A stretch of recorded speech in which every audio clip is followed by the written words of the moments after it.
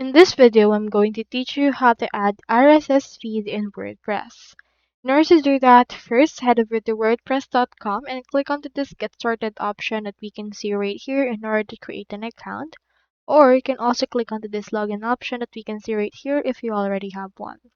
So in this case, you can just head over and then just choose between the two.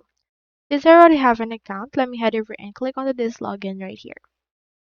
Now here is my WordPress editor. So using our WordPress block editor or Gutenberg, you can head over and click onto this plus icon.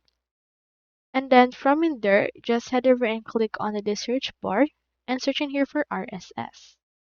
After that, you can see in here this RSS option.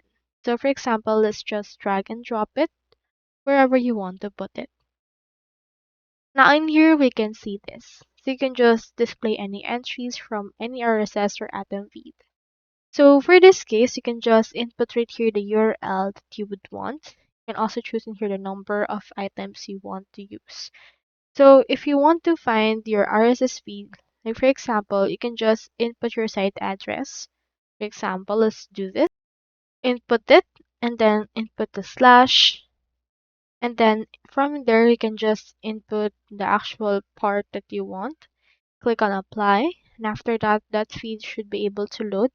As of right now, it's loading and you should be able to find it right here.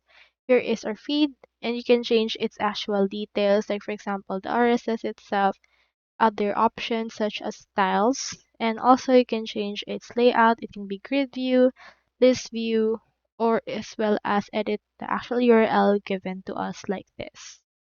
So here is what it looks like once it's done. So that's all there is today and I hope this video helped you out.